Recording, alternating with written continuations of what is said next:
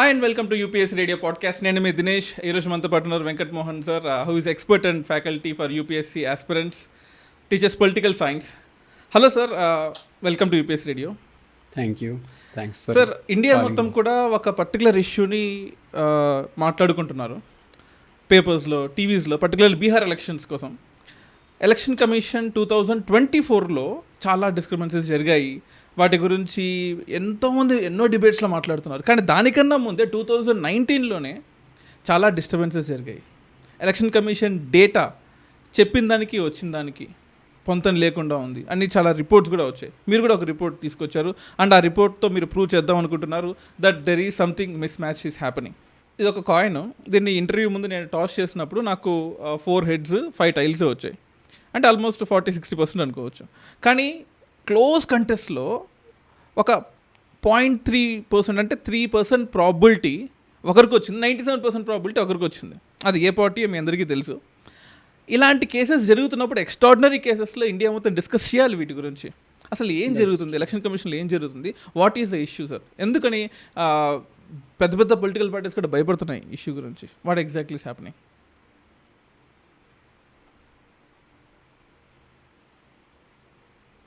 అంటే ఈ విషయం మీద డీటెయిల్డ్ రిపోర్ట్ వచ్చింది ఒకటి. అది సవ్యసాచి దాస్ అనే అతను అశోక యూనివర్సిటీలో అసిస్టెంట్ ప్రొఫెసర్గా చేస్తున్నారు. సో 2023లో వచ్చింది 2019 ఎలక్షన్స్ గురించి. అసలు చాలా స్టాటిస్టికల్ ఎవిడెన్స్ తోటి ఎంతో డిస్క్రిపెన్సీ ఉంది 2019 ఎలక్షన్స్ మిగిలిన ఎలక్షన్స్తో చూస్తే అని చాలా క్లియర్గా తీసుకొచ్చాడు. కానీ అది అకాడమిక్స్ మధ్య డిస్కషన్ జరిగింది దాని గురించి. కానీ మెయిన్ స్ట్రీమ్లో డిస్కషన్ రాలేదు.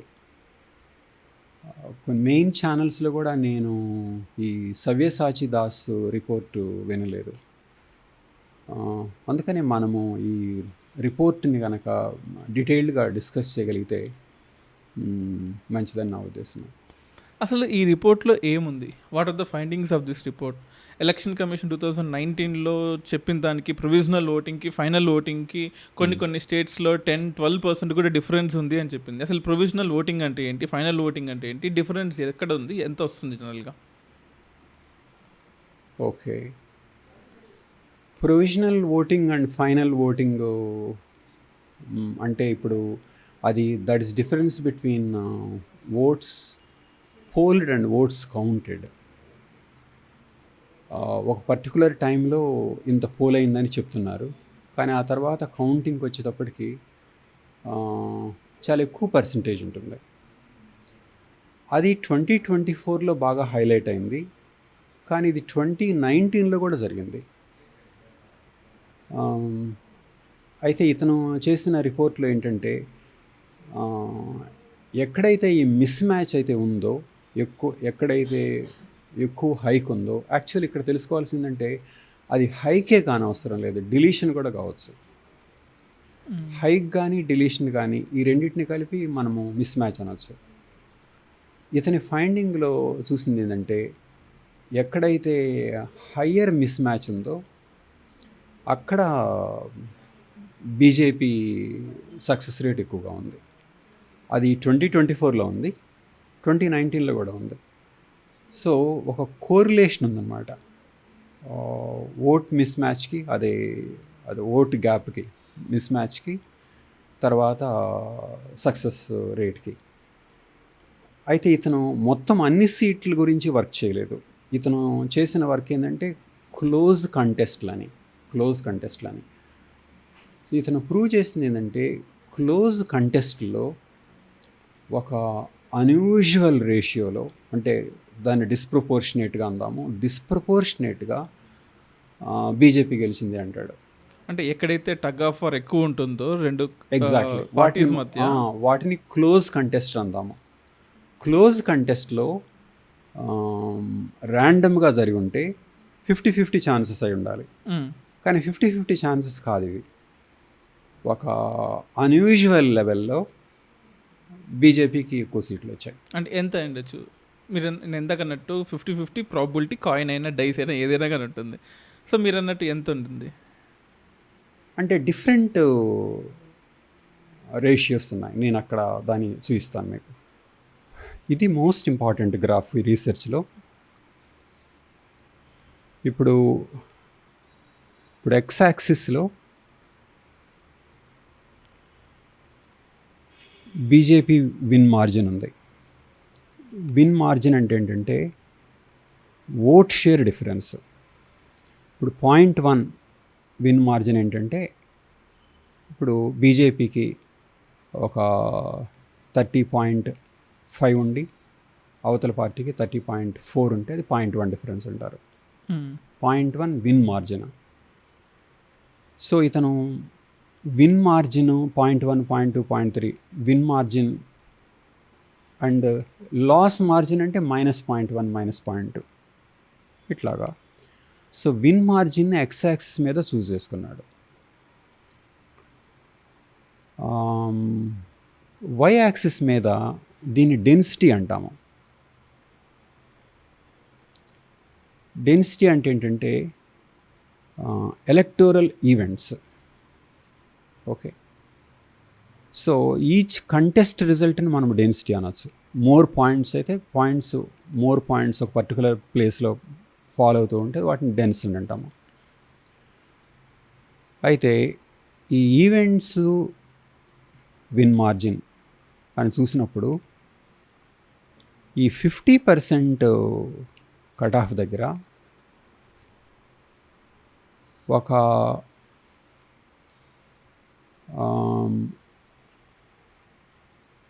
చాలా సీట్లలో బీజేపీ గెలిచింది. అంటే ర్యాండమ్గా అయితే 0.1 విన్ మార్జిన్తో గెలవడానికి ఎంత ఛాన్స్ ఉంటుందో 0.1 లాస్ మార్జిన్తో గెలవడానికి కూడా అంతే ఛాన్స్ ఉంటుంది. కానీ నాన్ ర్యాండమ్ అయినప్పుడు ఇది ఇంత గ్యాప్ ఉంటుంది.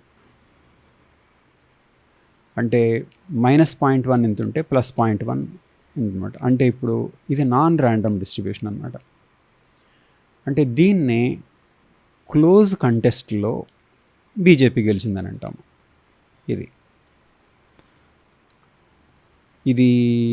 దీన్ని ఏమంటారంటే డెన్సిటీ డిస్కంటిన్యూటీ అంటారు.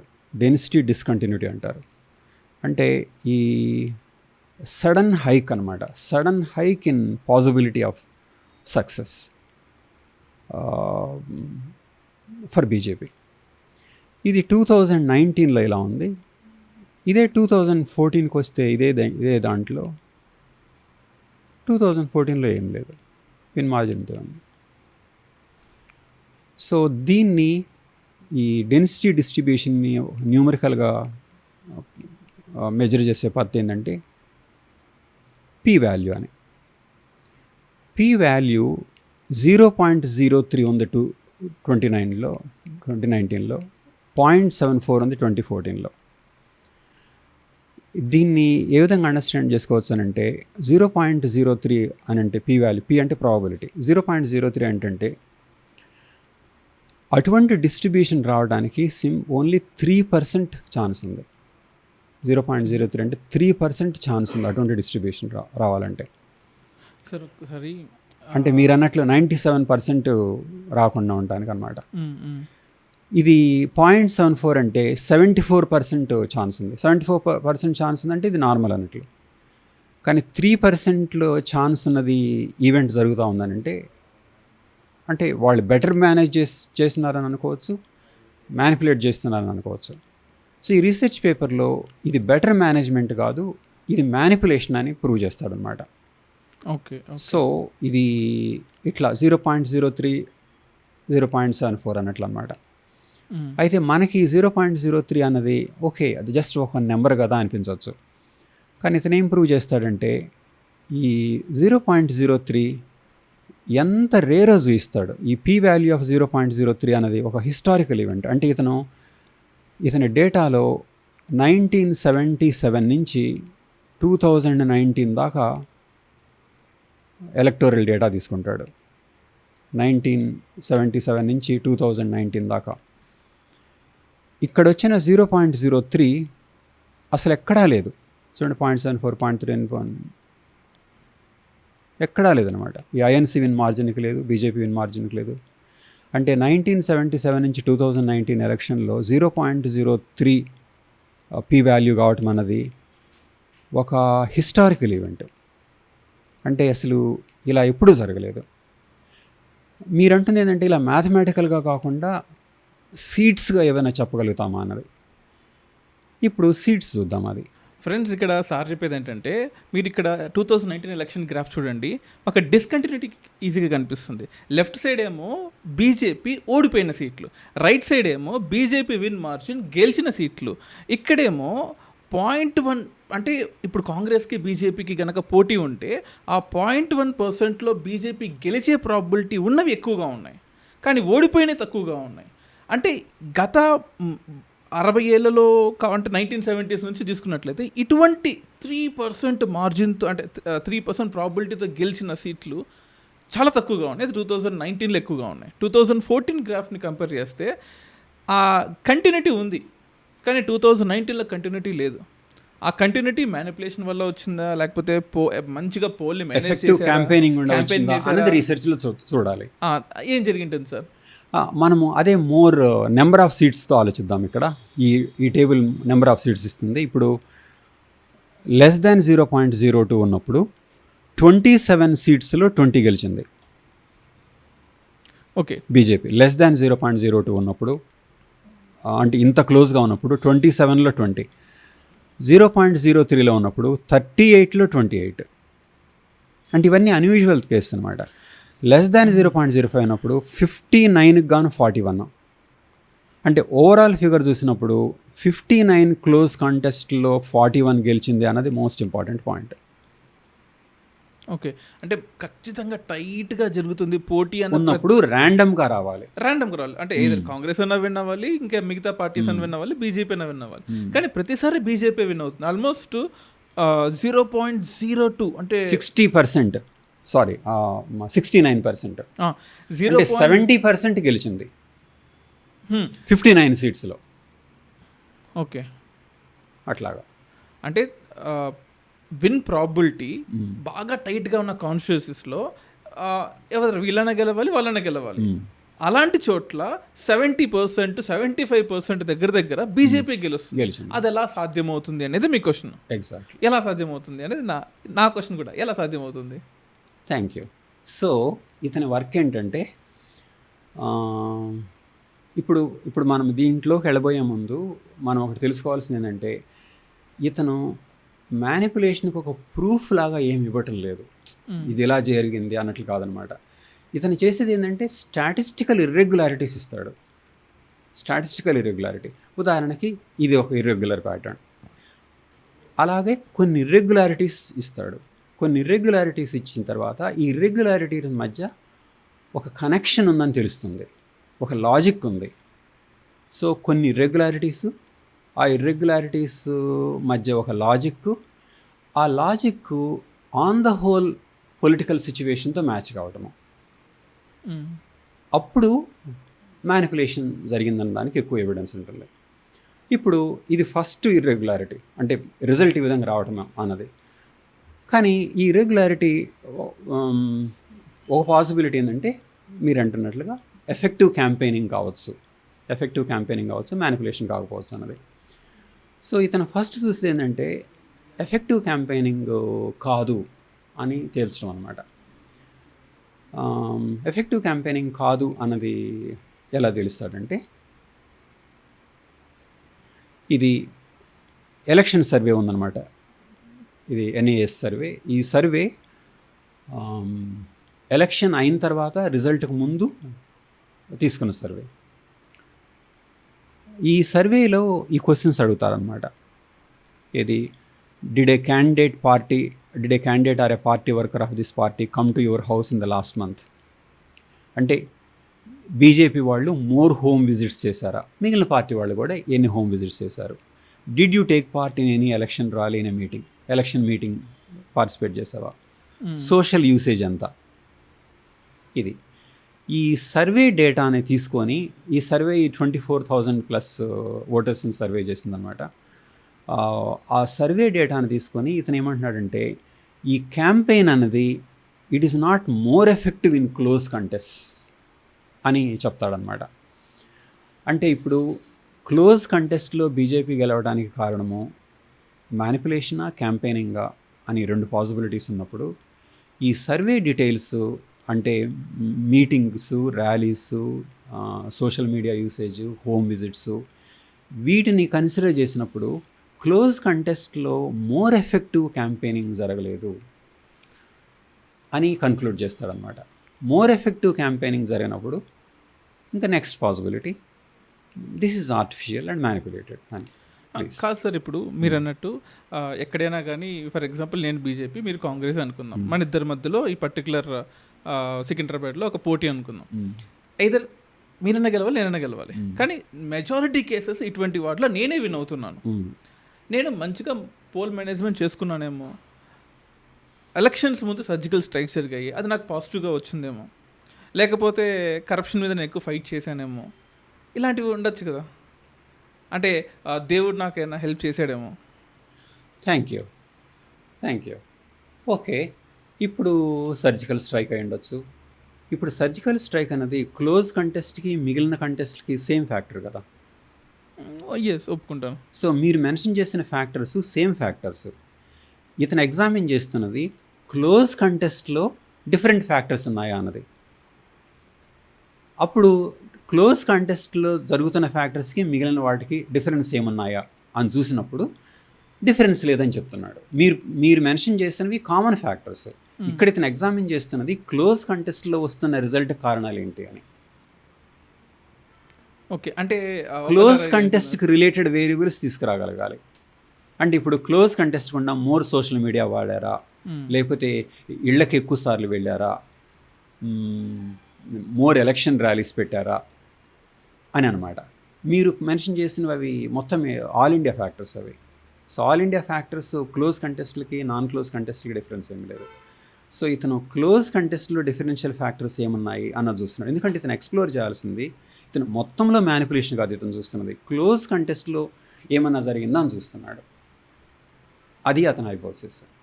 ఓకే, ఇప్పుడు మీరు అన్నట్టు ఆ సబ్యసాచి రిపోర్టు చదివిన తర్వాత మెగ్రారీ టెస్ట్ అని ఒకటి చేశారు. ఈ టెస్ట్లో తనకు అనుకున్నది ఏంటంటే కొన్ని స్టేట్స్లో వచ్చిన ఈ డిస్క్రిపెన్సీస్ మొత్తం ప్రపంచంలోనే ఎక్కడా లేనంత డిస్క్రిపెన్సీ ఇండియాలో జరిగిందని చెప్పి తను అన్నాడు ఆ రిపోర్ట్లో.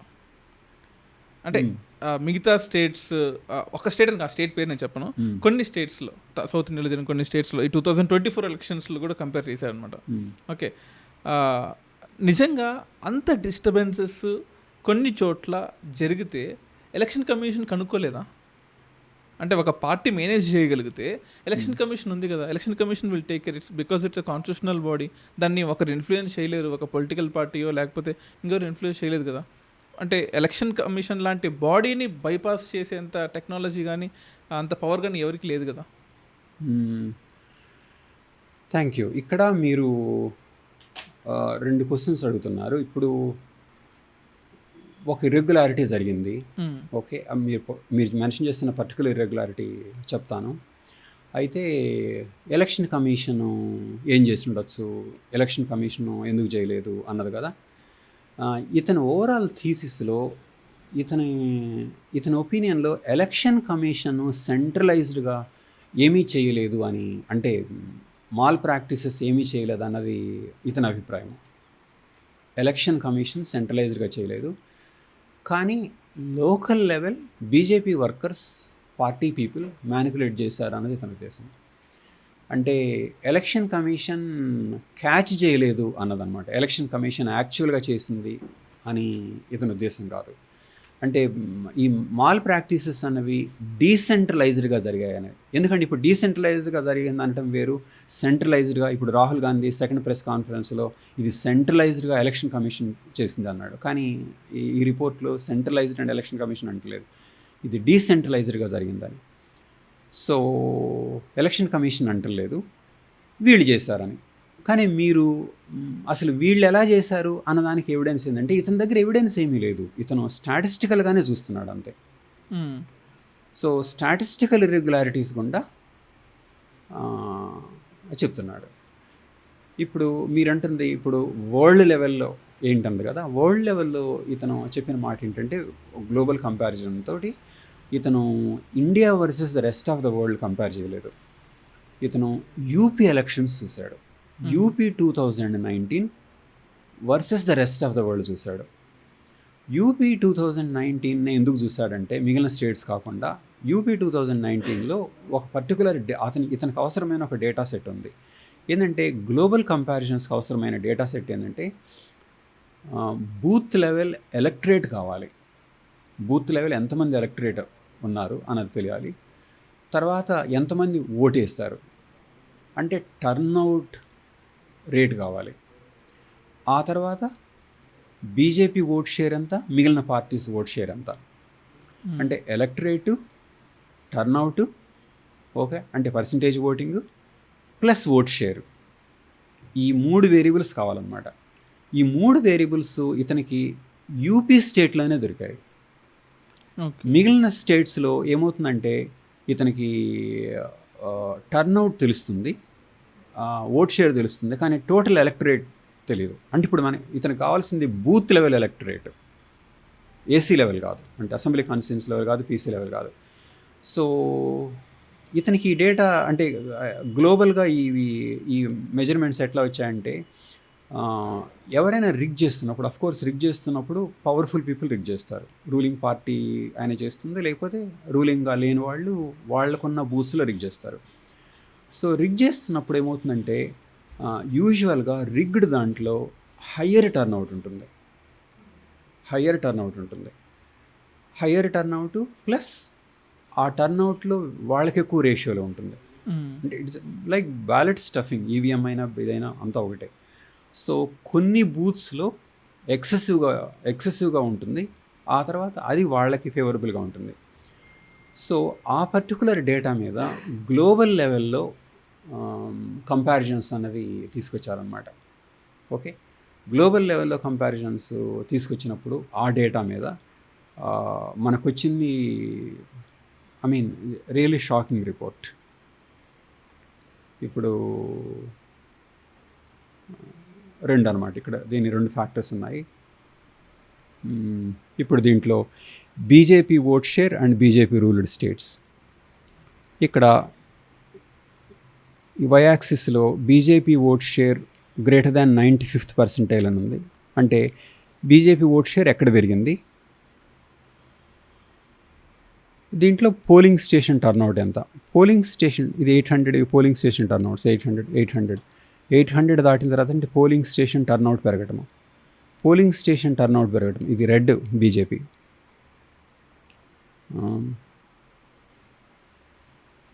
Okay, BJP 1 seats. సో 800 దాటిన తర్వాత ఈ ఓట్ షేర్ పెరిగింది, అంటే ఏంటి, టర్న్అవుట్ పెరగటము, ఓట్ షేర్ పెరగటం అనమాట. అంతకుముందు ఈ రిలేషన్షిప్ లేదు. బీజేపీ లాస్ట్లో ఈ రిలేషన్షిప్ లేదు, బీజేపీ లాస్ట్లో నియర్లీ ప్రపోర్షనాలిటీగా ఉంది, బీజేపీ 1లో ఎక్సెసివ్గా ఉంది, ఈ కరువులో ఉంది. అంటే ఇవి statistical evidence of or statistical irregularity to suggest manipulation. అంటే ఇదనమాట, ఇది ఎవరైనా పోలింగ్ తెలిసిన వాళ్ళు కూడా ఇలాగే చూస్తారు, కొన్ని బూత్స్ మ్యానిపులేట్ చేయడం వలన అవుట్కమ్ మారుస్తూ ఉంటారు. సో ఈ రిపోర్ట్ ఇంట్రెస్టింగ్ థింగ్ ఏంటంటే ఈ విషయాన్ని గ్లోబల్గా చూసినప్పుడు ఒక షాకింగ్ రిజల్ట్ వచ్చింది. అదేంటంటే యూపీ ఎలక్షన్స్ని గ్లోబల్ ఎలక్షన్స్తో చూస్తాడు. ఇక్కడ లాగరిథమిక్ ఓట్ రేట్ అండ్ ఇది డెన్సిటీ అన్నట్లు అనమాట. ఓకే, చూస్తే Russia 11, Russia 12, Russian election 2011 and 2012 ఇలా ఉంది. ఇదేమో ఉగాండా ఇలా ఉంది, ఇది 0.25. ఓకే, యూపీ ఎలక్షన్స్ 4 దగ్గర ఉంది, 0.4 దగ్గర ఉంది. ఇది యూపీకి రాసిన ఎక్స్ గీసింది. అంటే దీని ప్రకారము 2019 UP elections are worse than Russian and Uganda elections. Just 1 second. దీనికి ఒక పర్టికులర్ మెజర్మెంట్ ఉందన్నమాట. దాన్ని కర్టోసిస్ వాల్యూ అంటారు. Kurtosis value for well established democracies in Europe is typically 5. Russian elections in 2011 and 2012 have value exceeding 10. UP 30.8.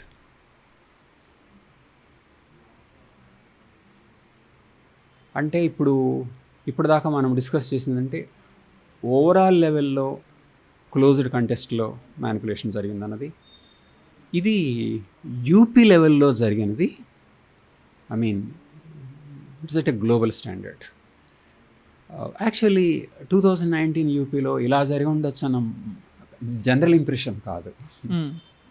ఇది general impression కాదు. General impression కాని చోటే ఇలా జరిగింది.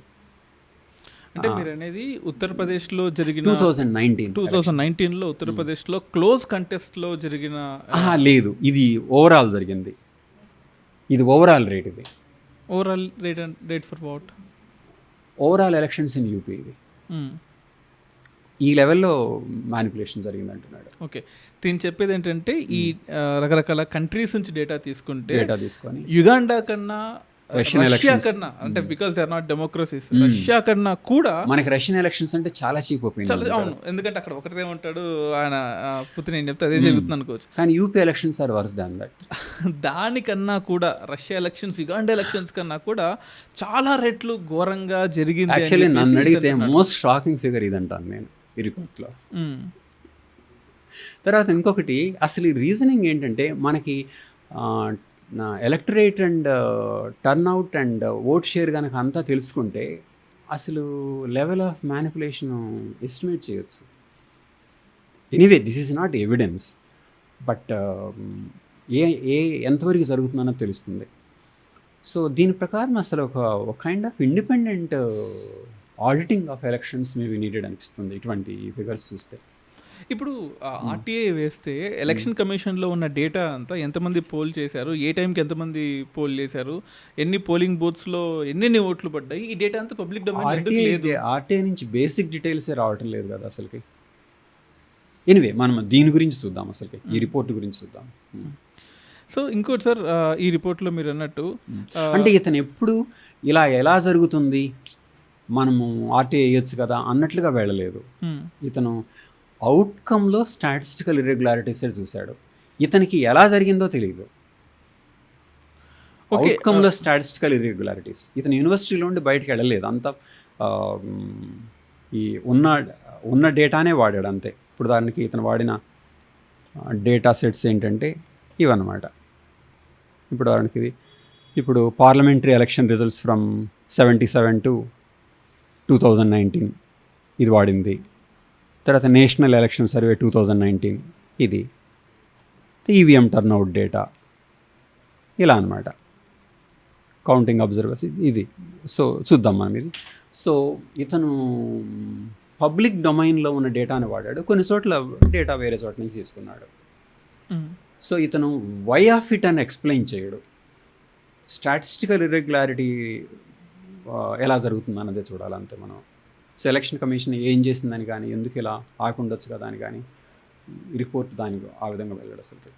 సో ఇప్పుడు ఈ సబ్యసాచి రిపోర్ట్ ఏంటంటే మనకు కొంచెం డేటాలో ఇర్రెగ్యులారిటీస్ ఉన్నాయి, ఎక్కడా లేని విధంగా, మిగతా దేశాల్లో కూడా లేని విధంగా యూపీలోనో కొన్ని రాష్ట్రాల్లో దేశంలో జరుగుతుంది.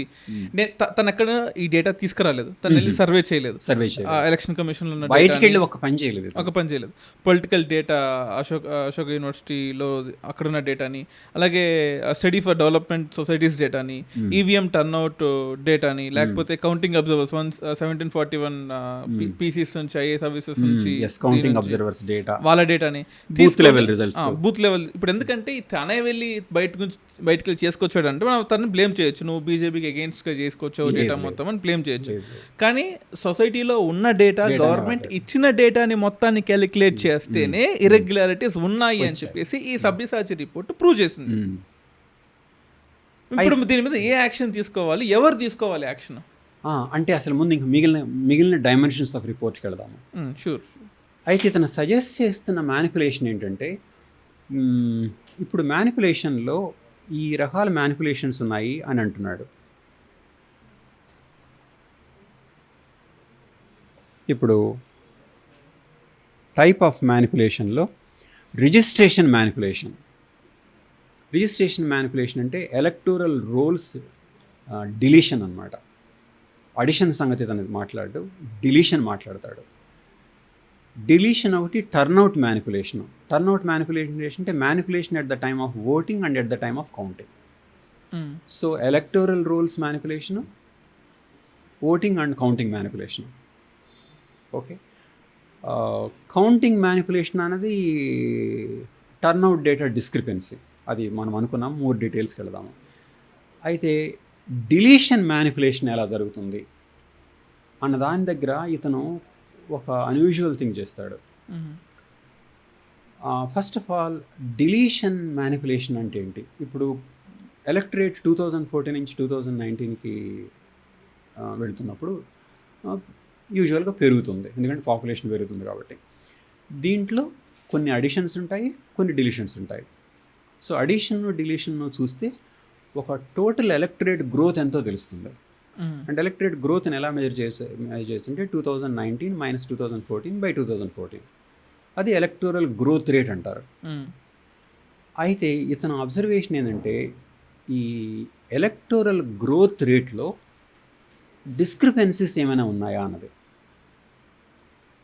ఎలక్టోరల్ గ్రోత్ రేట్లో డిస్క్రిపెన్సీస్ అని చూసినప్పుడు, ఇప్పుడు క్లోజ్డ్ కంటెస్ట్లో ఎలక్టోరల్ గ్రోత్ రేట్ ఎంత అన్నది చూస్తాడు. అంటే ఇతను చెక్ చేయాల్సింది ఏంటి? క్లోజ్డ్ కంటెస్ట్లో మ్యానిపులేషన్ గురించి.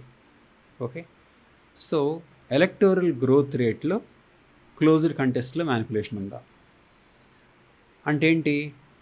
ఇప్పుడు ఎలక్టోరల్ గ్రోత్ రేట్ తక్కువగా అనుకుంటుంటే డిలీషన్ ఉన్నట్లు. ఇప్పుడు అది ప్రూవ్ చేస్తాడనమాట. ఇదిగోండి, electoral growth rate 2014 to 19 in closed contest. BJP win margin ఉన్నప్పుడు, బీజేపీ విన్ మార్జిన్ ఇటువైపు 0.1 ఇదిగోండి ఉన్నప్పుడు, నార్మల్గా ఎలక్టోరల్ గ్రోత్ రేట్ ఇలా ఉంది, కానీ తగ్గిపోయింది ఇక్కడ. అంటే ఏంటంటే విన్ మార్జిన్కి గ్రోత్ రేట్ రిడక్షన్కి కోరిలేషన్ ఉంది. అంటే ఎక్కడైతే గెలిచారో ఫస్ట్ క్లోజ్ కంటెస్ట్ గురించి మాట్లాడుతున్నాం. ఎక్కడైతే గెలిచారో ఆ గెలిచిన చోట ఎలక్టరేట్ గ్రోత్ తగ్గింది. ఎలక్టరేట్ తగ్గటం లేదు, ఎలక్టరేట్ గ్రోత్ తగ్గింది అంటున్నాము. ఎందుకంటే ఎలక్టరేట్ పెరుగుతుంది, గ్రోత్ తగ్గింది. సో గ్రోత్ తగ్గిన దానికి గెలవడానికి కోరిలేషన్ ఎలా ఉంది? డిలీషన్స్ జరిగాయి.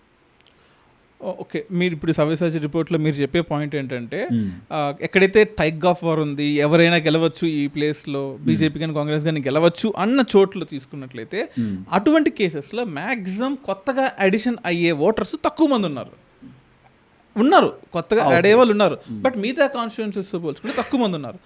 జనరల్గా తగ్గదు, దాని అర్థం ఉన్న వాళ్ళని తీసేశారు. ఎగ్జాక్ట్లీ. అంటే ఇప్పుడు మీరు అనేది ఎవరిని తీసేసి ఉండొచ్చు? Thank you, that's a great question. ఇతను చేసిన ఒక అన్యూజువల్ థింగ్, పొలిటీషియన్స్ మాట్లాడటానికి భయపడేది ఏంటంటే, ఇతను ఒక విషయాన్ని చాలా క్లియర్గా అజ్యూమ్ చేసుకుంటాడు, and that is a obvious political truth. ఇతను చేసిన అజంప్షన్ ఏంటంటే, ముస్లిమ్స్కి బీజేపీకి పాజిటివ్ రిలేషన్షిప్ లేదు. ఓకే, సో ఇతను మ్యానిపులేషన్ని ఈ మ్యానిపులేషన్ ముస్లిం ఎలక్టరేట్కి ఎలా జరుగుతుంది అన్నట్లుగా ఆలోచిస్తాడు. ఆ విధంగా ఈ రిపోర్ట్లో ఒక ఇన్నోవేటివ్ కాంపోనెంట్ ఉంది. సో అయితే ముస్లిమ్స్ ఎవరన్నది ఎలా తెలుస్తుందనంటే, ఇతను ఫస్ట్ ఒక ప్రైవేట్ ఫామ్ నుంచి 2018 ఎలక్టోరల్ రోల్స్ తీసుకుంటాడు. 2018 ఎలక్టోరల్ రోల్స్ ఇతని దగ్గర ఉన్నాయి. ఆ తర్వాత ఇంకొకటి, ఒక రిలీజియస్ నేమ్ ఐడెంటిఫై చేసే ఒక అల్గరిథం వాడతాడు. ఈ అల్గరిథం తోటి రిలీజన్స్ తెలుస్తాయి. డెఫినెట్లీ ముస్లిం నేమ్స్ చాలా స్ట్రైకింగ్గా వస్తాయి కదా. సో ఇతను ప్రతి ఏసీలోనూ ముస్లిం షేర్ ఎంత ఉందో తెలుస్తుంది. ఓకే, ప్రతి కాన్స్టిట్యున్సీస్లో, ప్రతి అసెంబ్లీ కాన్స్టిట్యున్సీలోనూ ముస్లిం షేర్ ఎంత ఉంది. సో ఇతను క్లోజ్ కంటెస్ట్లకి ఈ ముస్లిం ఫ్యాక్టర్కి రిలేట్ చేస్తాడు. And clear assumption, Muslim share ఎక్కువగా ఉండుంటే బీజేపీ గెలవడానికి తక్కువ అవకాశం ఉంటుంది, తక్కువ సపోర్ట్ కాబట్టి. కానీ ముస్లిం షేర్ ఎక్కువ ఉన్నా వీళ్ళు గెలుస్తున్నారంటే ఏదో జరుగుతుంది ఇట్లా అనమాట. సో ముస్లిం షేర్కి రిజల్ట్కి చూస్తారనమాట. ఇప్పుడు ఉదాహరణకి దీంట్లో ఎలక్టరేట్ గ్రోత్ డిక్లైన్ అన్నది, ఎలక్టరేట్ గ్రోత్ డిక్లైన్ ముస్లిం షేర్ ఉన్నప్పుడు, హైయర్ ఓట్ షేర్ ఉన్నప్పుడు గ్రోత్ డిక్లైన్ ఇంకా తగ్గుతుంది. ఇప్పుడు ఇది తన కన్క్లూజన్ అనమాట. In Pisces with a higher Muslim share the estimated fall is 6 percentage points, while it is only 2 percentage points in pieces with lower Muslim share. So అంతకుముందు దాంట్లో the consensus barely won by BJP had a 5% smaller growth rate in electorate. So నార్మల్గా 5% ఉంది, this is తక్కువ ఇట్లా అనమాట. So ముస్లిం share అయినప్పుడు growth rate ఇంకా పడిపోతుంది. సో ఇతను అంటుంది ఏంటంటే, ఇతను చేస్తుంది ఏంటంటే, సజెషన్ ఏంటంటే ఓటర్ డిలీషన్లో more number of Muslims are deleted. అది how does that make sense now? I mean you can see that SIR రిపోర్ట్లో అయి ఉండొచ్చు. ఆ తర్వాత ఇంకోటి ఇది ఇండిపెండెంట్ డేటా. ఉదాహరణకి 2019లో 45,000 voters from 48 fishing hamlets Kanyakumari constituency నుంచి డిలీట్ చేశారు. ఇది క్రిస్టియన్స్.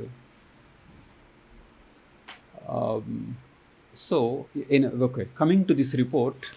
సార్ ఇక్కడ మీరు అన్నది ఏంటంటే, క్లోజ్ కంటెస్ట్ ఉన్న చోట గ్రోత్ ఆఫ్ న్యూ ఓటర్స్ తగ్గింది అంటున్నారు. అది ముస్లిం ఓటర్స్ ఉన్న ఏరియాలో 6% ఉంది, నార్మల్ ఏరియాస్లో 2% ఉంది. అంటే గ్రోత్ రేట్ తగ్గడం అంటే ఖచ్చితంగా ఉన్న వాళ్ళని, అంటే కొత్త ముస్లిమ్స్ కనుక యాడ్ అవుతున్నారు, దాన్ని ఎవరు ఆపలేరు. ఉన్న ముస్లిమ్స్ని తీసేశారు అనేది ఈ రిపోర్ట్ అంటుంది అంటున్నారు. మోర్ డిలీషన్స్ జరిగాయి క్లోజ్ కంటెస్ట్లో. డిలీషన్స్ జరిగాయి. ఆ డిలీషన్స్లో రిలీజన్ ఆఫ్ ఫ్యాక్టర్ అన్నది ఉంది. అది కానీ ఆ డిలీషన్ అనేది ఎలక్షన్ కమిషన్ చేస్తుంది, కానీ బీజేపీ పార్టీ ఎందుకు చేస్తుంది? Thank you. ఇతని అంటే ఇది స్టాటిస్టిక్స్, ఇతని ఉద్దేశం ఏంటంటే, రిగ్గింగ్లో ఫస్ట్ సెంట్రలైజ్డ్ కావచ్చు, డీసెంట్రలైజ్డ్ కావచ్చు. ఇతను సెంట్రలైజ్డ్ రిగ్గింగ్ని అజ్యూమ్ చేసుకోవటం లేదు, డీసెంట్రలైజ్డ్ రిగ్గింగ్ని అజ్యూమ్ చేసుకుంటున్నాడు. డీసెంట్రలైజ్డ్ రిగ్గింగ్ అంటే officers, lower level officers, party workers కలిపి చేసినట్లు అనమాట. డీసెంట్రలైజ్డ్ రిగ్గింగ్ అజ్యూమ్ చేసుకుంటాడు. బట్ యాక్చువల్లీ మనకి రాహుల్ గాంధీ సెకండ్ ప్రెస్ కాన్ఫరెన్స్లో అది సెంట్రలైజ్డ్ డిలీషన్స్ జరుగుతున్నాయని తెలిసింది.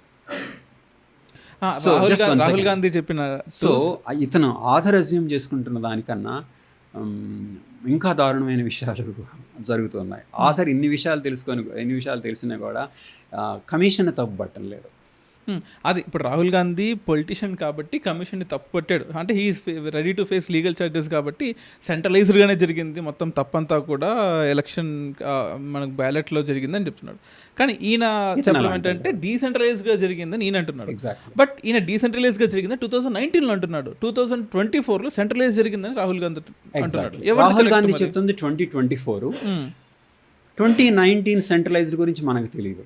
ఇతను అంటుంది 2019 అండ్ డీసెంట్రలైజ్డ్. ఇతను అంటుంది సెంట్రలైజ్డ్ డీసెంట్రలైజ్డ్ అన్న విషయం పక్కన పెడితే మిస్టేక్ ఎవరిది అని కామన్ మ్యాన్కి డౌట్ వస్తుంది. ఎవరిది? డిలీషన్స్ జరుగుతున్నాయి, ఎవరు రెస్పాన్సిబుల్ అయినా అది తప్పు కదా. మనం తర్వాత ఇన్ఫరెన్స్ చేసుకోవాలి. ఎవరు డిలీట్ చేస్తారు? వాళ్ళు గెలవడానికే డిలీట్ చేస్తారు కదా. సో డిలీషన్స్ ఏ పార్టీకి ఫేవరబుల్గా ఉన్నాయని చూస్తున్నాము.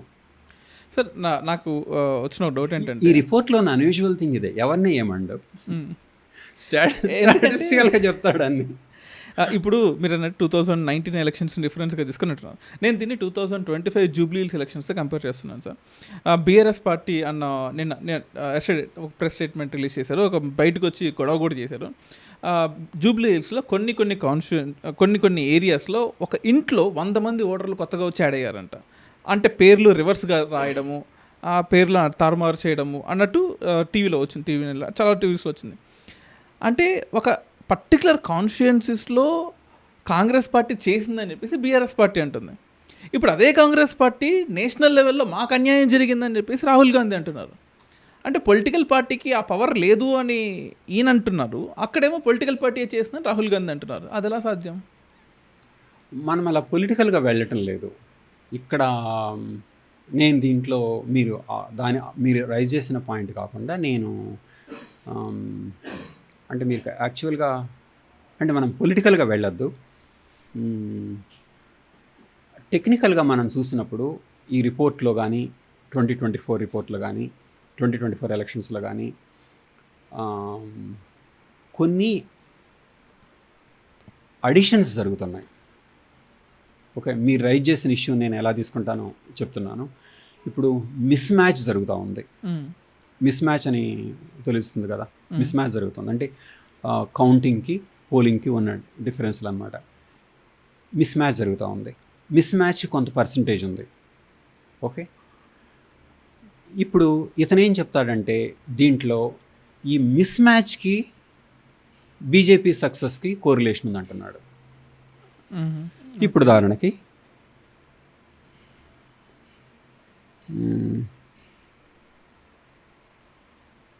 ఇదిగోండి,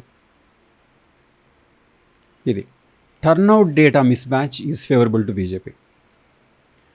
ఇది ఇక్కడ మార్జిన్ విన్నప్పుడు టర్న్అవుట్ మిస్ మ్యాచ్ ఎక్కువగా ఉంది.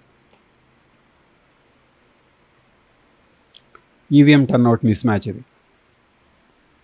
అంటే టర్న్అవుట్ మిస్ మ్యాచ్ని వైలోను మార్జిన్ ఎక్స్లోను తీసుకున్నప్పుడు గెలిచిన చోట్ల మిస్ మ్యాచ్ ఎక్కువగా ఉంది. ఎవరిద్దరి మధ్య మిస్ మ్యాచ్ అనేది? మిస్ మ్యాచ్ అనేది ఇప్పుడు మీరు అన్నారు కదా ప్రొవిజనల్ అండ్ ఫైనల్ అని, ఆ డిఫరెన్స్ని మిస్ మ్యాచ్ అంటున్నాము. ఓకే, ఆ మిస్ మ్యాచ్కి బీజేపీ సక్సెస్కి కోరిలేషన్ ఉంది. ఓకే, అది 2024లో కూడా తెలుస్తుంది. 2024లో మీరు అన్నట్టు కాబట్టి నేను ఒక చిన్న జస్ట్ 1 సెకండ్, ఇది ఈ విషయాన్ని ఇతను 2019లోనే తీసుకొచ్చాడు. ఎగ్జాక్ట్లీ 2019లో ఉంది అని చెప్పడానికి 2024 ఎగ్జాంపుల్ తీసుకుంటున్నాను నేను, ఎందుకంటే it is the same election commission. So మామూలుగా ప్రొవిజనల్ ఓటింగ్కి ఫైనల్ ఓటింగ్ అంటే ఈవినింగ్ 5 o'clock 6 o'clock జనరల్గా వచ్చి లైన్లో ఉన్నప్పుడు ఆ పర్టికులర్ పర్సన్కి టోకెన్ ఇస్తారు. మీరు చాలాసార్లు వై అని అడుగుతున్నారు, వై అండ్ హౌ అని అడుగుతున్నారు. మనం వై అండ్ హౌకి వెళ్ళటం లేదు. ఫస్ట్ స్టాటిస్టికల్గా చూద్దాము. మిస్ మ్యాచ్కి బీజేపీ విన్కి కోరిలేషన్ ఉంది. అంటే greater the miss match, greater the victory margin, greater the likelihood of victory. మీరు ఎలా జరిగింది, ఎట్లా వచ్చింది, ఎవరు రెస్పాన్సిబుల్, మనం ఏం చేయాలని అడుగుతున్నారు. అట్లా మనం వెళ్ళటం లేదు అదనమాట. సో ఇతను 2019 రిపోర్ట్లోనే మిస్ మ్యాచ్ ఉందని చూపిస్తున్నాడు. మనకి 2024 రిపోర్ట్లో మిస్ మ్యాచ్ ఉందని తెలుసు. అట్లా ఇది స్టాటిస్టికల్గా ఈ మిస్ మ్యాచ్ ఇది ఇలా జరిగిందని చెప్తున్నాడు. అదే sir, 2019 is a reference. 2024 is a output where everyone can see. Exactly. So ఇప్పుడు మీరు అనే థియరీకి ప్రాక్టికల్గా 2024లో జరుగుతుంది. Thank you. ఇక్కడ థ్యాంక్ యూ. 2019 మనకి 2019 ఎలక్షన్స్ అంటే ఇంప్రెషన్ ఎలా ఉందంటే వాళ్ళు చాలా బాగా గెలిచారు, రిగ్గింగ్ ఏమి జరగలేదని అనుకున్నాము. ఓకే, అంటే అలా జనరల్ ఫీలింగ్ అది కాదు. 2024కి వచ్చాక అది మారిపోయింది. కానీ ఇతను అంటుంది జనరల్ ఫీలింగ్ అది కాకపోయినా ఇది జరిగింది 2019లో అని చెప్తున్నాడు. మరి ఇతని మెథడ్స్ వాడితే 2024 ఎలక్షన్స్కి అప్పుడు ఇంకా ఎక్కువ ఉంటుందేమో, చాలా దారుణాలు బయటకు వస్తాయి. అండ్ మీరు అన్నట్టు I don't want go into political, but మీరు అన్న థియరీకి పొలిటికల్ అని కాకుండా ఇప్పుడు వై అండ్ హౌ అనేది చెప్పడం లేదు ఇతను, స్టాటిస్టికల్ ఇర్రెగ్యులారిటీస్ అనే చెప్తున్నాడు. ఓకే, మీరు చెప్పట్లేదు, సవ్యసాచి చెప్పట్లేదు, బట్ చంద్రబాబు నాయుడు చెప్తున్నాడు 2019లో when elections are done and when he lost elections. 2019లో April 12, 2019 Chandrababu Naidu calls election commission useless branch of BJP office అని 2019లో చంద్రబాబు నాయుడు చెప్పారు.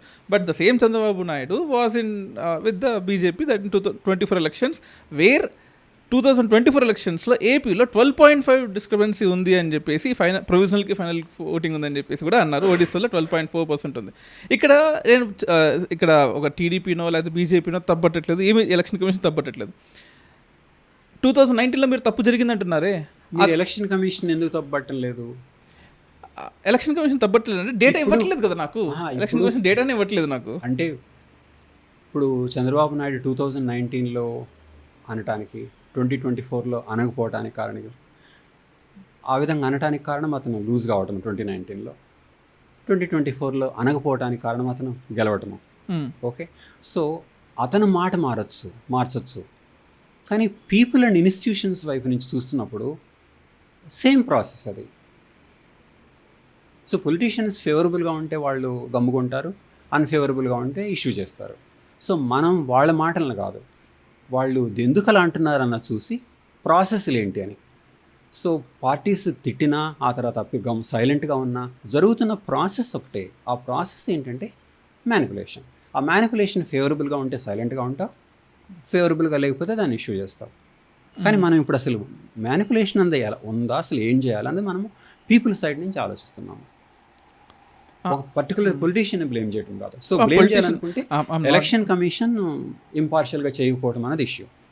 కానీ ఎలక్షన్ కమిషన్ డేటా ప్రజల దగ్గర ఎందుకు లేదు? ఎందుకంటే ఉన్న డేటాతోటే ఇన్ని దారుణాలు తెలుస్తూ ఉన్నాయి. అన్ని డేటా, అంత డేటా ఇస్తే ఎలా తెలుస్తుంది? అంత డేటా తెలిస్తే ఇంకా చాలా విషయాలు బయటకు వస్తాయి. మనం డెమోక్రసీలో ఉన్నప్పుడు మనమే ఈ దేశాన్ని నడిపిస్తున్నప్పుడు మనకి వీటన్నిటిని బట్టి ఇర్రెగ్యులారిటీస్ జరగడంలో ఎంతో వెస్టెడ్ ఇంట్రెస్ట్ ఉన్నాయని తెలుస్తుంది. Okay, so just coming to this report. So rigging అన్నది డిలీషన్స్లో జరుగుతుంది. ఆ డిలీషన్స్కి ముస్లిం ఫ్యాక్టర్కి కోరిలేషన్ ఉంది. మోర్ డిలీషన్స్ ఉన్నాయి క్లోజ్ కంటెస్ట్లో, అదొకటి. ఇంకా సెకండ్ సోర్స్ ఆఫ్ మ్యానిపులేషన్ ఏంటంటే miss matching. Higher miss match, probability of success, ఆ రెండు కోరిలేషన్ ఉంది. సో మీరు అన్నట్టు ఇందాక ఈ ఫిగర్ 3లో చూపించినట్టు బీజేపీ విన్ మార్జిన్లో ఈవీఎం టర్న్అవుట్ మిస్ మ్యాచ్ ఎక్కడైతే ఎక్కువగా ఉందో that is where BJP win margin కూడా ఎక్కువగా ఉంది. Win rate, success rate close కంటెస్ట్లో. అది విన్ మార్జిన్ రానవసరం లేదు, విన్ కావాలి, విన్ అవ్వాలి. ఆఫ్ కోర్స్ ఎక్కడైతే టైఅప్ అంటే టై ఎక్కడైతే ఎక్కువగా ఉందో అక్కడ బీజేపీ గెలిచిన అవకాశాలు ఎక్కువగా ఉన్నాయి. అక్కడ EVM turnout data mismatch కూడా ఎక్కువగా ఉంది. That clearly shows something is fishy. Exactly, thank you. Exactly అది చాలా క్లియర్గా 2024లో తెలిసింది, కానీ ఆధార్ చేస్తుంది 2019లోనే ఇది ఉందని చెప్తున్నాడు. మరి 19 నుంచి ఇప్పటివరకు ఎందుకు బయటికి రాలేదు data? That is an important question. అంటే డేటా అని కాదు, అసలు ఈ రిపోర్ట్ గురించి ఎందుకు డిస్కస్ చేయలేదు, ఎందుకు డిస్కస్ చేయలేదు? Yes, this very important. అంటే కొంతమంది మాట్లాడారు. ఇప్పుడు శశి థరూర్ ఒక ట్వీట్లో ఎలక్షన్ కమిషన్ షుడ్ ఎక్స్ప్లెయిన్ అన్నారు. కొంతమంది అక్కడక్కడ రెఫర్ చేశారు, కానీ ఇది ఎంతో ఇంపార్టెంట్, ఇది మనం డీటెయిల్డ్గా డిస్కస్ చేయాలని నాకు అనిపించి నేను చేస్తున్నాను. ఇది అందరూ తెలుసుకోవాల్సిన రిపోర్ట్ అనిపించింది. అంటే 2024 ఎలక్షన్స్లో గురించి జరుగుతున్న డిస్కషన్ 2019 గురించి జరగలేదు. 2019 ఇది వీళ్ళు ఫెయిర్గా గెలిచారు అన్న జనరల్ ఇంప్రెషన్ ఉంది. నేను చెప్పను ఎందుకు. 2019 కోవిడ్ కన్నా ముందు సోషల్ మీడియా ఇంత యాక్టివ్గా లేదు, జెన్జీలు ఇంత యాక్టివ్గా లేరు. ఎప్పుడైతే సోషల్ మీడియా బయటకు వచ్చి ఒక్కొక్క ఈవీఎంలో లేదా ఒక్కొక్క చోట సోషల్ మీడియా ఇంట్రూడ్ అయిపోయి వాళ్ళ డేటాను తీసుకోగలుగుతుందో, ప్రజల్లోకి డేటా అనేది ఎప్పుడైతే వెళ్తుందో అప్పుడు ప్రతి ఒక్కరు అనలైజ్ చేయడం స్టార్ట్ చేశారు. 2019లో కేవలం ఎక్స్పర్ట్స్ మాత్రమే అనలైజ్ చేశారు, మీలాంటి వాళ్ళు కొంతమంది అనలైజ్ చేశారు. 2024లో ప్రతి ఒక్కరు పొలిటికల్ పార్టీస్ కూడా అనలైజ్ చేయడం స్టార్ట్ చేశారు. బట్ ఈ పొలిటికల్ పార్టీస్ 5 ఏళ్ళు వెనకబడ్డాయి. Thank you. ఇక్కడ ఒక చిన్న డిఫరెన్స్ ఏంటంటే 2024లో level of rigging at much higher స్కేల్లో ఉండొచ్చు 2019 కన్నా. తర్వాత ఇతను ఈ రిపోర్టు 2023లో తీసుకొచ్చాడు. అంటే ఎలక్షన్ జరిగింది 2019, 4 years తర్వాత వచ్చిన రిపోర్ట్ ఇది. ఈ 4 years లోపల ఇతను ఈ సోర్సెస్, సర్వే ఇవన్నీ వాడుకొని, మ్యాథమెటికల్స్ ఇవన్నీ వాడి తీసుకొచ్చిందనమాట. సో మనకి ఈక్వలెంట్ రిపోర్ట్ 2024 రావాలంటే కొంత టైం పడుతుంది. బట్ ఎక్స్పర్ట్స్ స్టార్ట్ చేయడం బెటర్ దీన్ని బేసిస్గా. ఇప్పుడు 2024 గురించి మనకు రిపోర్ట్ వచ్చాయి, కానీ అది ఇంత సొఫిస్టికేటెడ్ కాదు. అది మనం తర్వాత సెకండ్ ఈవెంట్లో చేద్దాము. అది ఇంత సొఫిస్టికేటెడ్ కాదు. వాళ్ళకి ఓటర్ మిస్ మ్యాచ్ ఒక్కటే తెలుసు. ఓటర్ మిస్ మ్యాచ్కి మిగిలిన ముస్లిం ఫ్యాక్టరు ఇతను చేసింది ఒక very high level of sophistication ఉంది. 2024లో ఒక రిపోర్ట్ ఉంది,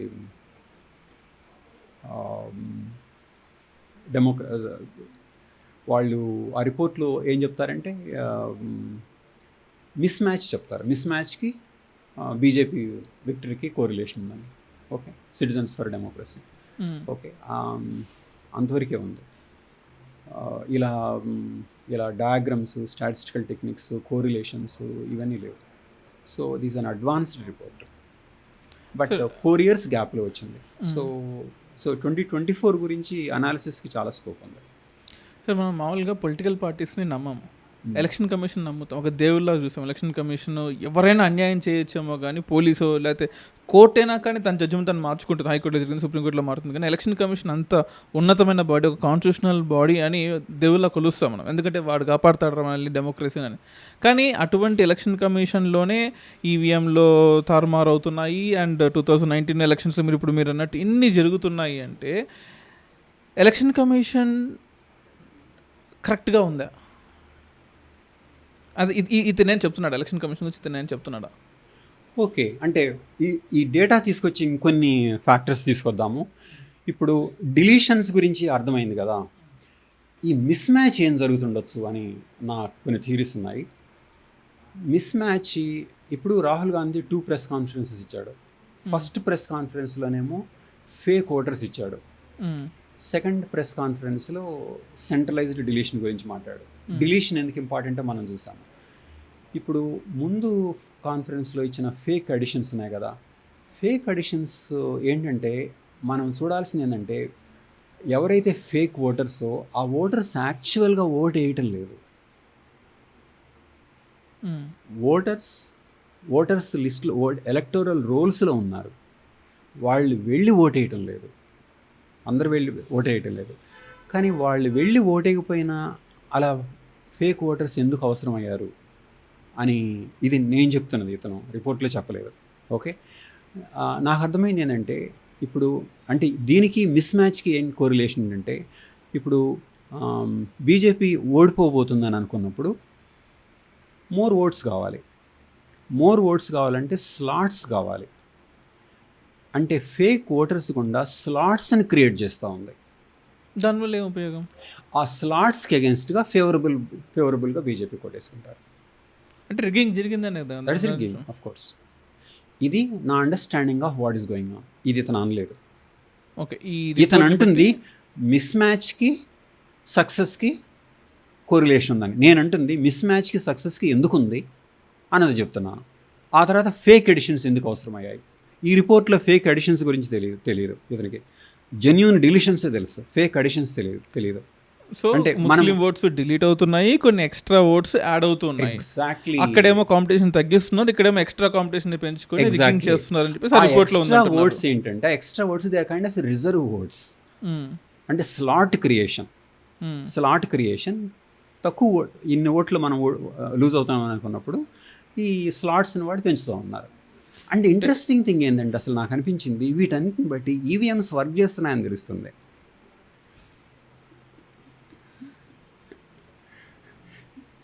ఇప్పుడు ఒక వ్యక్తిని ఎందుకు డిలీట్ చేయాల్సి వస్తూ ఉంది? ఎందుకంటే అతను వెళతాడు, ఓటేస్తాడు, అనుకున్న దానికి ఓటేస్తాడు, నాన్ బీజేపీకి ఓటేస్తాడు, ఆ నాన్ బీజేపీ ఓటు కాస్త నాన్ బీజేపీ ఓటుగానే మిగిలిపోతుంది, అది కౌంట్ అవుతుంది, అందువల్ల మనం లూజ్ అవుతాము అని అంటే ఈవీఎం పనిచేస్తున్నట్టే కదా. సో వాళ్ళు డిలీట్ చేయాల్సిన అవసరం వస్తుందంటే అది రాహుల్ గాంధీ ప్రెస్ కాన్ఫరెన్స్లో కూడా చూపించింది, ఈవీఎంస్ పనిచేస్తున్నాయి. ఆ తర్వాత ఫేక్ ఓటర్స్ ఎందుకు క్రియేట్ చేయాల్సి వచ్చిందంటే అగైన్ స్లాట్స్ అవసరం అవుతున్నాయి అంటే అగైన్ ఈవీఎంస్ పనిచేస్తున్నాయి.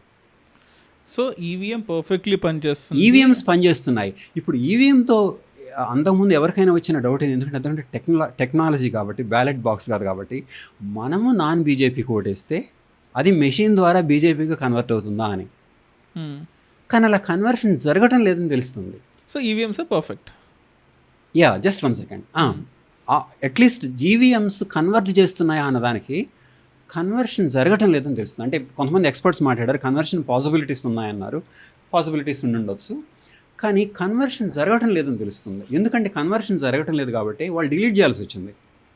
లేదా జస్ట్ 1 second, కన్వర్షన్ జరిగే పని అయితే ప్రతి every third vote should go to BJP అని అనుకోవచ్చు, ఎవ్రీ ఫోర్త్ ఓట్ అనుకోవచ్చు. మ్యానిపులేషన్ జరగకూడదని, ఆబ్వియస్గా అనిపించకూడదు అనుకుంటే 1/20th ఎవ్రీ 20th ఓట్ బీజేపీకి వెళ్ళాలని పెట్టచ్చు ప్రోగ్రామబుల్ అయితే. కానీ అటువంటి ప్రోగ్రామ్స్ ఏం రన్ కావటం లేదు. సో వీళ్ళు యాక్చువల్గా డిలీట్ చేయాల్సి వస్తుంది, ఫేక్ ఓటర్స్ యాడ్ చేయాల్సి వస్తుంది. అంటే యాక్చువల్గా డిలీట్ చేయాల్సి వస్తుందని అంటే యాక్చువల్ ఓటర్ని డిలీట్ చేయాల్సి వస్తుంది అంటే ఈవీఎంస్ పర్ఫెక్ట్గా పనిచేస్తున్నాయి. ఫేక్ ఓటర్స్ని వాళ్ళు ఓటేయకపోయినా క్రియేట్ చేయాల్సి వస్తుంది అంటే స్లాట్స్ పనిచేస్తున్నాయి, స్లాట్స్ క్రియేషన్ అవసరం అవుతుంది. సో ఇది హైటెక్ మ్యానిపులేషన్ కాదు, ఇది సింపుల్గా electoral rolls manipulation and counting దగ్గర మ్యానిపులేషన్. అంటే simply adding and then counting. ఇది మిస్ మ్యాచ్ ప్లస్ ఇది అనమాట. మనం మిస్ మ్యాచ్ని తగ్గించడము, ఈ రోల్స్ని కనుక మేనేజ్ చేయగలిగితే ఐ థింక్ చాలా వరకు కంట్రోల్ చేయొచ్చు.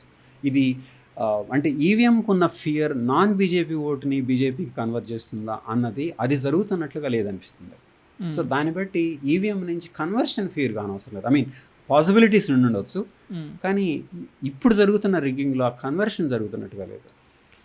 ఓకే, మీరు అనేది EVM is perfect, conversion point ఆ ఓటు వేసేవాడు దొంగ ఓటు అయినా ఉండొచ్చు, మామూలు ఓటు అయినా ఉండొచ్చు.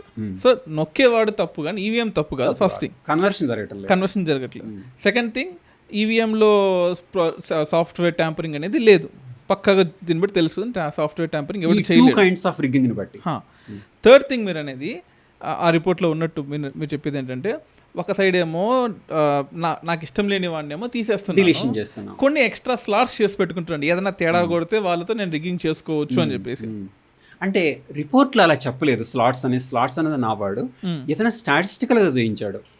Deletions versus success rate, miss match versus success rate. Miss match అంటే ఇదే కదా, ఇంకా మిస్ మ్యాచ్ అంటే ఏముంటుంది ఈవీఎం అంటే మనం ఈ ప్రాసెస్లో ఎలా జరిగి ఉండొచ్చు అన్నది మనం చూస్తున్నాము. రిపోర్ట్లో అది చెప్పలేదు. మిస్ మ్యాచ్కి సక్సెస్కి కోరిలేషన్ ఉంది. యాక్చువల్ 2024లో కూడా మిస్ మ్యాచ్కి సక్సెస్కి కోరిలేషన్ అందరికి అర్థమైపోయింది. సో అదే స్టాటిస్టికల్గా చెప్తున్నాడు. కానీ నా గెస్ ఏంటంటే, ఎందుకు ఎలా చేస్తున్నారు వాళ్ళకి మిస్ మ్యాచ్ ఎందుకు అవసరమైంది?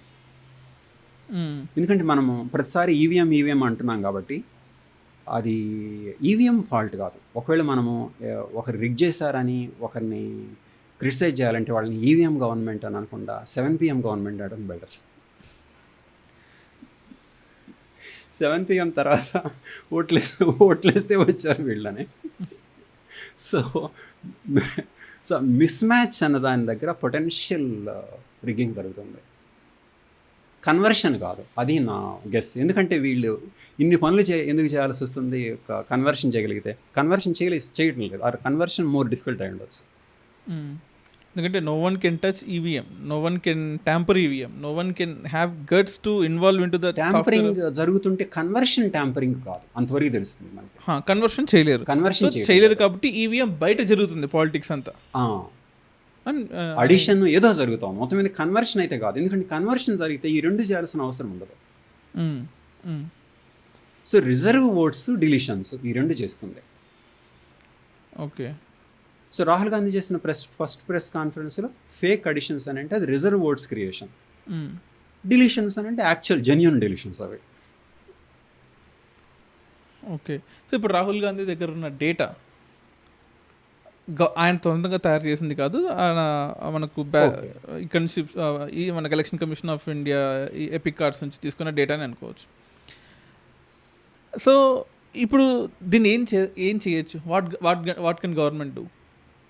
గవర్నమెంట్ ఏం చేస్తుంది? Government is involved in this whole process. What does election commission can do? Election commission is involved in this process. So what should people do అన్నదే చూడాలంతే. గవర్నమెంట్ ఎలక్షన్ కమిషన్ ఏం చేసేది? What can people do అంటే people have to wait for 4 years. ఇంకో 4 years wait చేయాల్సిందే. 4 years తర్వాత ఇదే జరుగుతుంది మరలా.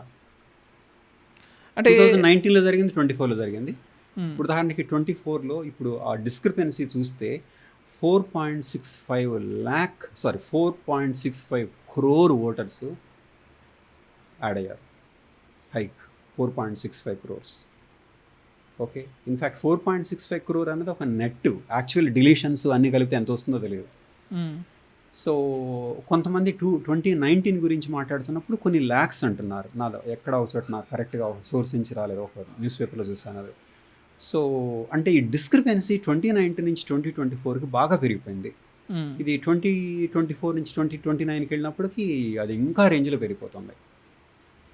చివరికి మొత్తం అవి బంగ్లాదేశ్ ఎలక్షన్స్ టైప్లో వస్తాయి ఇవి ఇలాగే వెళతాయి. అందుకనే మనము ఎలక్షన్స్లో పార్టిసిపేట్ చేసి ఎలా గెలవాలి అన్నది కాదు ఇప్పుడు, అది లెస్ ఇంపార్టెంట్. ఎలక్షన్స్ ఫెయిర్గా ఉండటము, ఇది సిస్టమ్ చేంజింగ్ ప్రాసెస్. ఈ సిస్టంలో జరుగుతున్న కాంపిటీషన్లో గెలవటం కాదు. పొలిటికల్ పార్టీస్ గెలవాలి అన్నది అని అనుకోవటమే ఒక లగ్జరీ ఇప్పుడు. అంత మంచి స్టేట్లో మనం లేము. ఇది చాలా system is under assault and suppose to those who are suppose to protect are actually is doing this. So దీన్ని ఎలా ఆపాలన్నది more important thing. So election commission ఏం చేయాలి, గవర్నమెంట్ ఏం చేయాలి అన్నది ఆ రెండు ఉన్నది చేయటానికి కాదు, అవి ఇది చెడగొడుతుంది వాళ్ళు. అండ్ ఇంకో విషయం కూడా పీపుల్ ఏం చేయాలన్నది చూడాలి అంతే. ఓకే. అండ్ ఇంకో విషయం కూడా ఈ రిపోర్ట్ చెప్పింది ఏంటంటే బీజేపీ రూల్డ్ స్టేట్స్లో బయట రాష్ట్రాల నుంచి వచ్చిన ఆఫీసర్ల వల్ల కూడా చాలా ఇంపాక్ట్ క్రియేట్ చేస్తుంది. అటువంటి కేసెస్లో బీజేపీ ఎక్కువ గెలిచిన అవకాశాలు ఉన్నాయని చెప్తుంది. So how far is that true? Thank you. ఇతనేం మాట్లాడండి, అంతా స్టాటిస్టికల్గా మాట్లాడతాడు అంతే. సో ఇది ప్లయబుల్ కౌంటింగ్ అబ్జర్వర్స్ గురించి. ప్లయబుల్ కౌంటింగ్ అబ్జర్వర్స్ అని అంటే ఇప్పుడు బేసిక్ థీమ్ ఇదనమాట. ఇప్పుడు ఒక కౌంటింగ్ అబ్జర్వరు అంటే ఏంటంటే ఎవరంటే ఒక స్టేట్ నుంచి వేరే స్టేట్కి వెళ్తారు. ఓకే, ఆ స్టేట్లోనే అతను కౌంటింగ్ అబ్జర్వర్ కాదు.